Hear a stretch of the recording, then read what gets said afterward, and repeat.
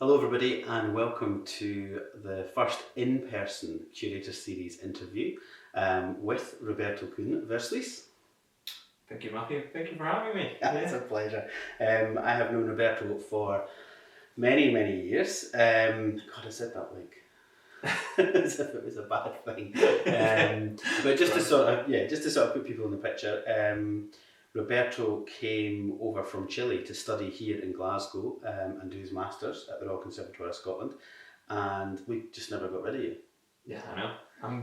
That's what happens here. Yeah, I know. You invite me somewhere and just... I know, you stick around. But it's really great to have you on the gallery guitar and also contributing some of your homeland's music, because obviously I know you've been away from Chile now for many years. Tell us about the piece that you have recorded for the gallery.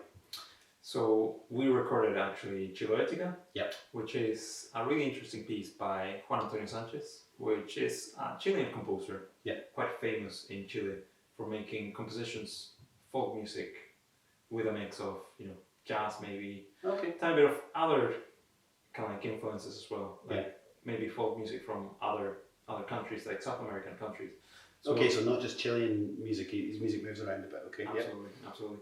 Is he a guitar player? Yeah. Okay. He actually mostly plays guitar, and he's actually similar to Dylla's, like when you see him live, it's a whole different experience. Yeah, a whole different ballgame from the sort of usual classical guitar.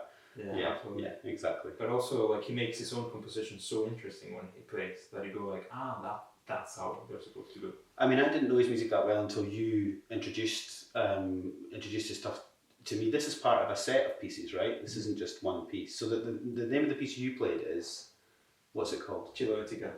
Chiloética. Yeah. Okay, and it's a part of a larger sort of series. And what is this Chiloética? What does it mean? So Chiloética is kind of like a made-up word. Okay, it's fantastic. Okay. It's a good start. Well, all words are made up. I know. All of them at some point. Exactly. Yeah. But the main one is Chiloé, which is an island to the south of Chile. Very close to the continent. So it's kind of like an hour away. Okay, an hour by boat, right? Yeah. Okay, all right. And because of that, it has its own identity. Even by just being a tiny bit further away from mainland, it just makes it very unique. So, and the music is different there too, then, I guess. Okay. So a bit like maybe the Orkneys or the Shetland or something like Scotland. It's enough remote enough that things are a bit different. Absolutely.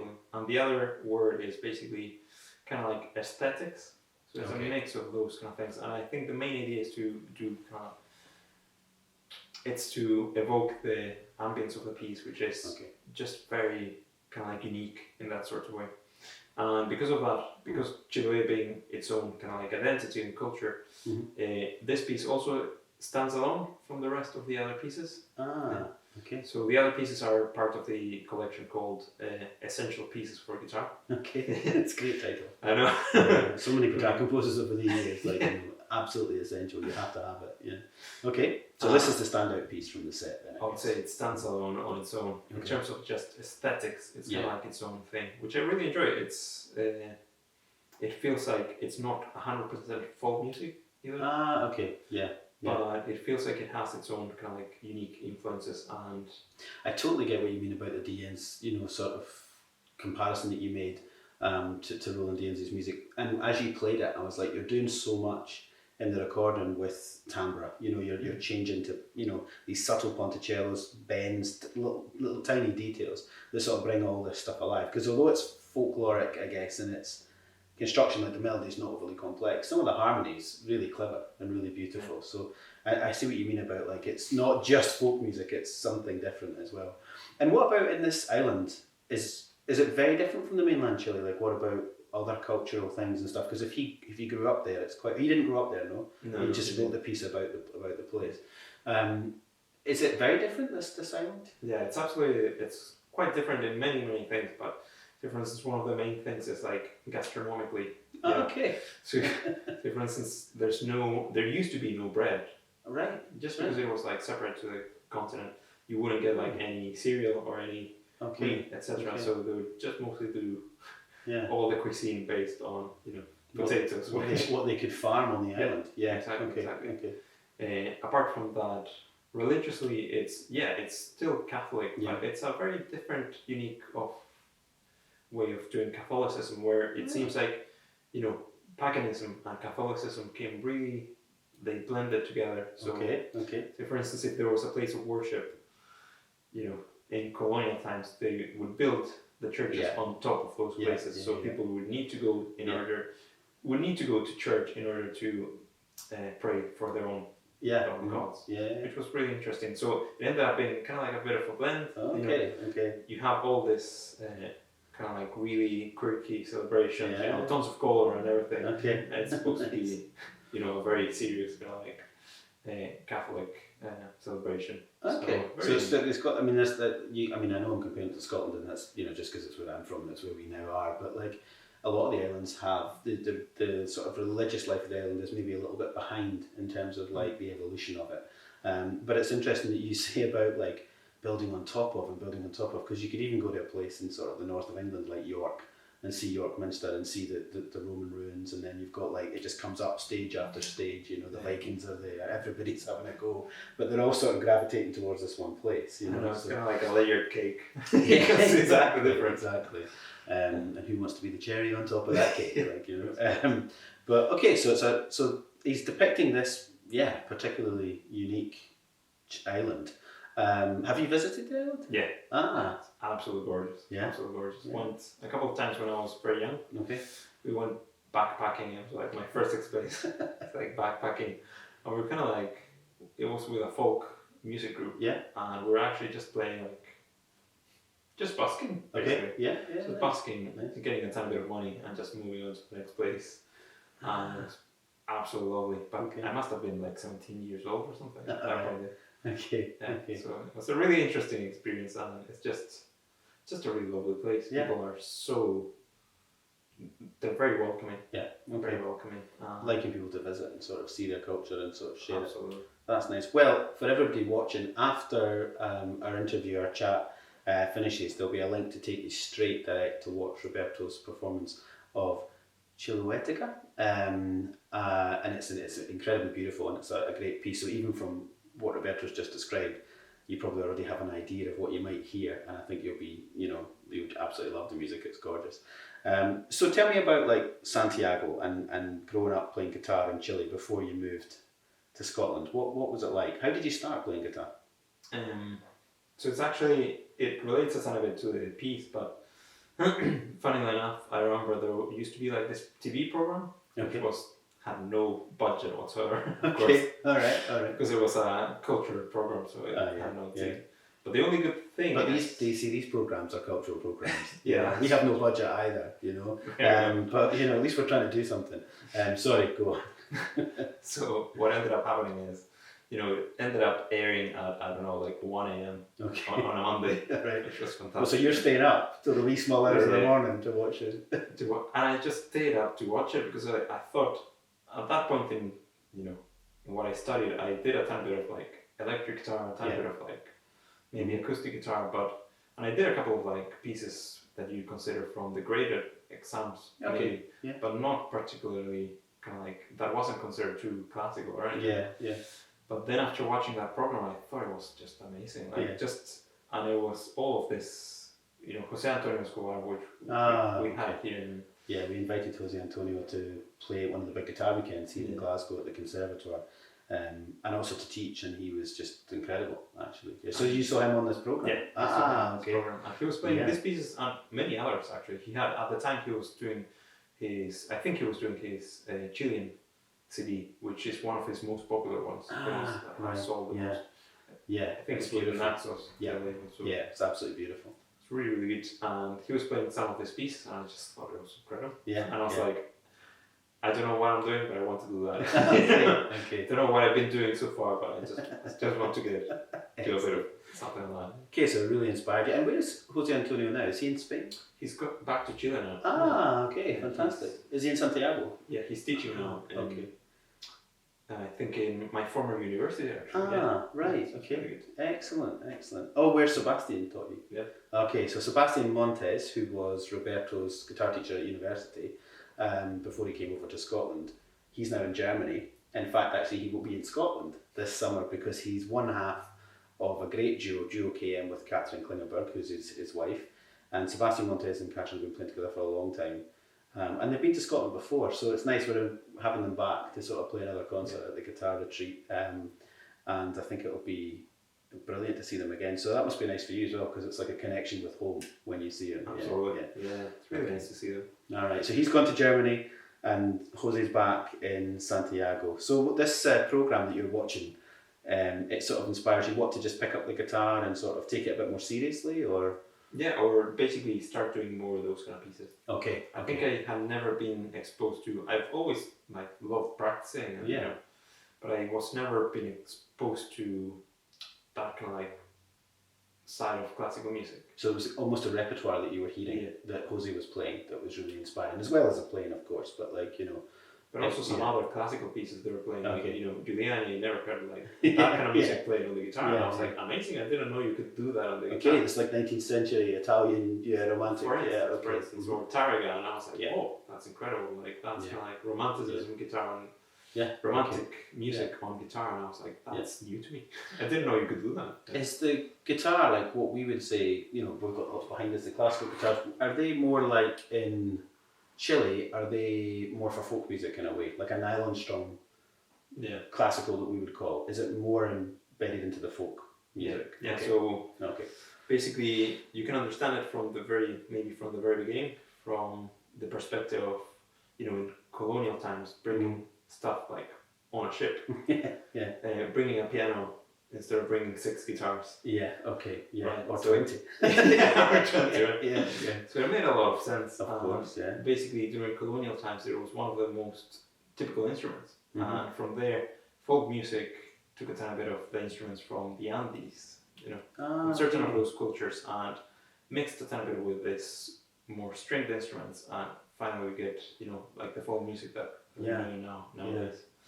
And of course, I think almost through the census, they realized that almost every home has a guitar. A guitar in it, So people are singing songs, and it's the folklore, and it's the stories and telling.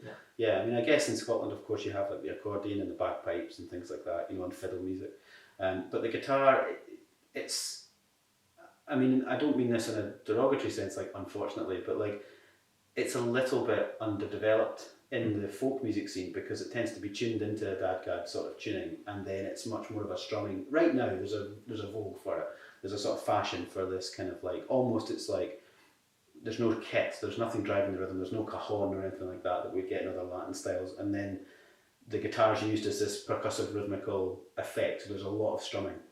And it kind of limits a little bit of the polyphony and sort of how the music can develop, because when you hear this Chiloética piece, it's really intricate, like some of the things that you're doing. Some of the lines are like saxophone lines, or like, and then it's back to sort of this, riff that you're sort of playing all the way through.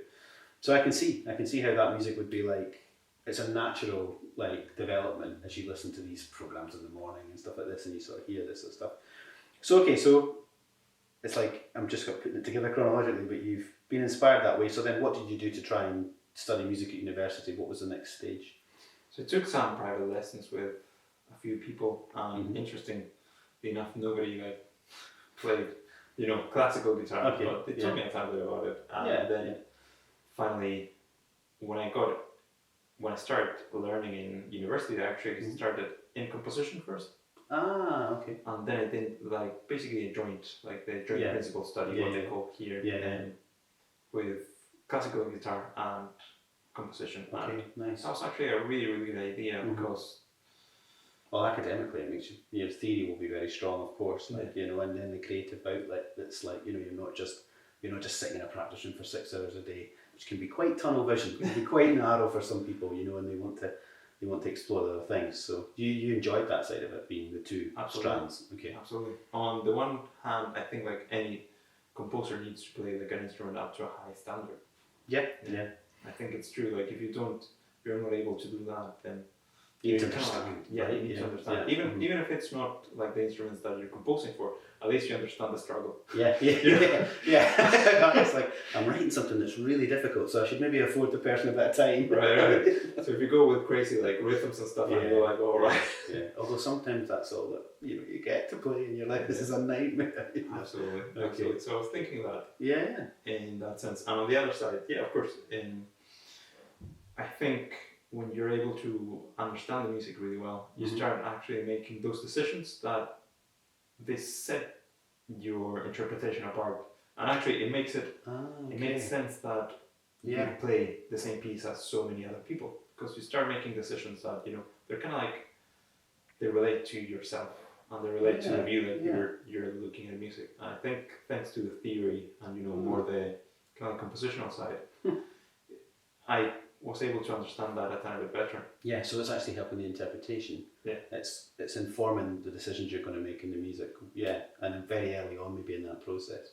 Probably allows you, or not allows you, but affords you sort of the way of developing to become your own teacher, because you're sort of, often when people just get into university, like say it's a first year at the conservatoire or whatever, the teacher can still be guiding them through the theoretical sort of way in which the piece is structured. I mean, we can still be working at that level where we're sort of unveiling, let's say, oh, look at this, and you sort of, you see how this is written, you see how this is structured, and then you hope that knowledge is taken on by the student the next time they sort of encounter something like that, But if you're sort of seeing it from both angles, you're fast tracking some of that, which is really useful because you can get to the even more fun things to explore later down the line. Okay, so then did the composition stay or did it drop a little bit off as the guitar got more advanced, or It's funny, I think it dropped a tiny bit, but it became something else. Yeah. So I think kind of like dropped in the sense that, maybe I'm not composing that much, but I do find myself doing tons of arrangements, filling a lot with music in a way that, definitely studying composition helped a lot.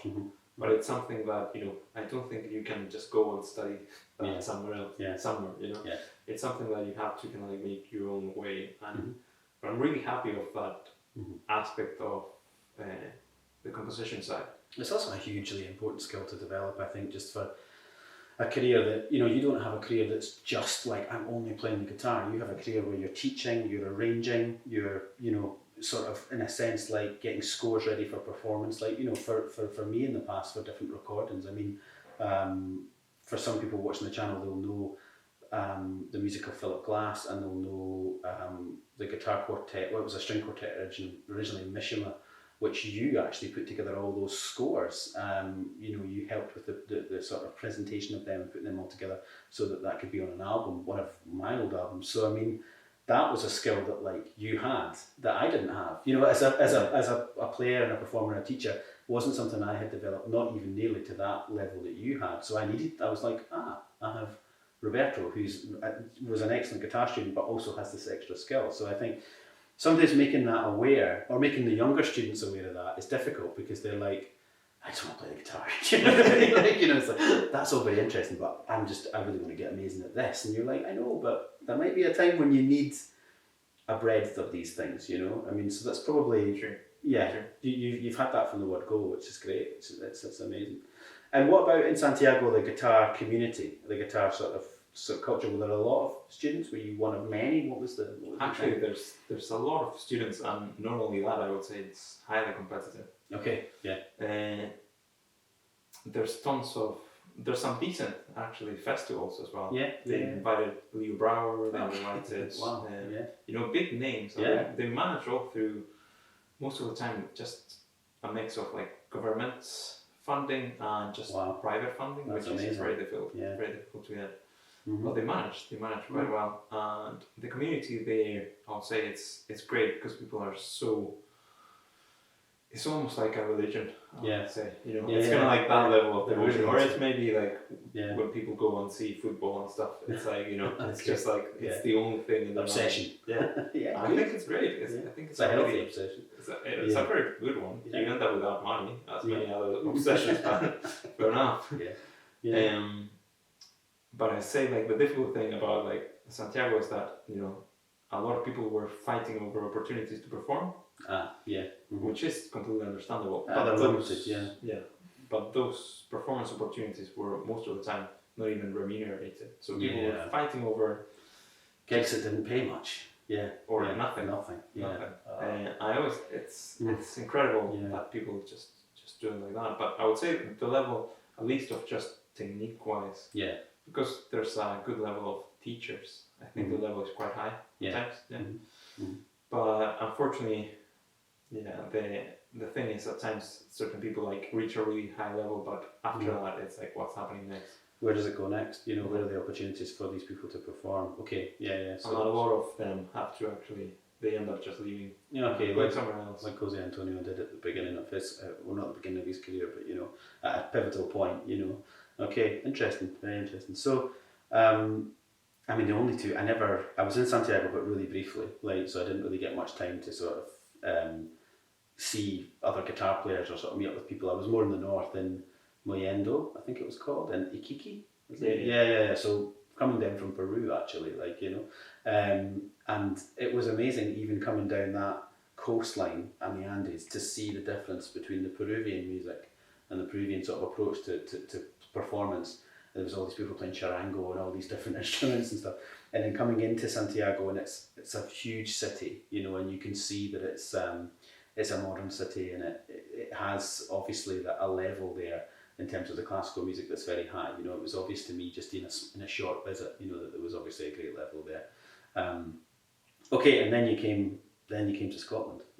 Yeah, which was great, and I'm glad you did, because it's so good to have another good guitar player in the city of Glasgow, and also be able to bring such beautiful music that we're not as familiar with, you know, here. So I would just like to encourage everybody to go after this and watch Roberto perform Chiloética. And the name of the composer? Juan Antonio Sánchez. It's a gorgeous performance, really, really beautiful, and I think you will all be hooked, obsessed. Thank you very much, Roberto, for being on the Gallery Guitar. No, thank you for having me. It's a pleasure. See you later.